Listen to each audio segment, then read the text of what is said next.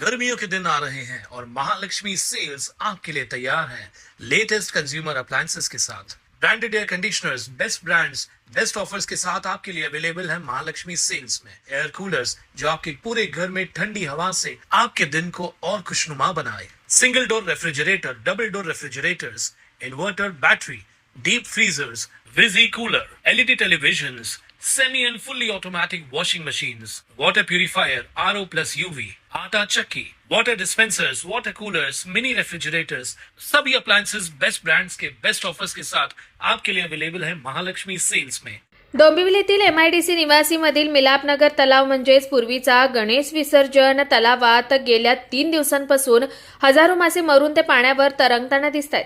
हे मासे कडक उष्मा आणि निर्माल्य, कचऱ्याने पाणी खराब व ऑक्सिजन कमी झाल्यानं मृत पडत असल्याचं पर्यावरण तज्ज्ञ यांचं म्हणणं आहे। अजूनही या तलावात हजारोंनी अनेक जातींचे मासे आणि कासवे जिवंत असून त्यांना वाचवलं गेलं पाहिजे। त्यासाठी तातडीने उपाययोजना केडीएमसीच्या स्वच्छता आणि पर्यावरण विभागाने करणं आवश्यक आहे। या तलावातील हजारो मासे मरत असल्यानं परिसरात मोठी दुर्गंधी पसरली असून केडीएमसी स्वच्छता कर्मचाऱ्यांनी येऊन तलावातील मृत मासे बाहेर काढण्याचं काम चालू केलंय। 5 जून पर्यावरण दिन हा सर्वत्र साजरा करताना असे तलावातील मासे मृतावस्थेत आढळल्यानं पर्यावरण प्रेमींनी खंत व्यक्त केली आहे। नुकतेच काही दिवसांपूर्वी कल्याणच्या प्रसिद्ध काळा तलावातील मासे मृतावस्थेत आढळले होते। तसेच तलावातील मासे या मृतावस्थेत आढळत आहेत। याबाबत महाराष्ट्र प्रदूषण नियंत्रण मंडळाने पण याची तपासणी करून माहिती घ्यावी। याच मिलापनगर गणेश विसर्जन तलावात काही वर्षांपूर्वी असेच मासे मेले होते। मिलापनगर रेसिडेंट्स वेलफेअर असोसिएशन आणि डोंबिवली वेलफेअर असोसिएशन यांनी केलेल्या याचिकानुसार राष्ट्रीय हरित लवादाने दिलेल्या आदेशाने गेल्या 10 वर्षांपासून या तलावात मूर्ती विसर्जनाला बंदी केली आहे। या तलावाची नियमित साफसफाई होताना दिसत नाही। काही नागरिक यात निर्माल्य आणि कचरा टाकत असल्यानं तलावातील पाणी अस्वच्छ, खराब होत असते। बऱ्याच वर्षात या तलावातील गाळ काढला गेलेला नाहीये।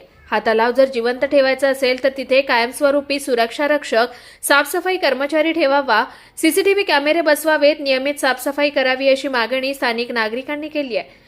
जर या तलावाकडे प्रशासनाने लक्ष दिलं नाही तर काही दिवसात हा तलाव नामशेष होण्याच्या मार्गावर आहे। केडीएमसीचे कार्यतत्पर उपायुक्त रामदास कोकरे यांनी तलावाच्या साफसफाई आणि नागरिकांच्या मागणीवर जरूर विचार करावा।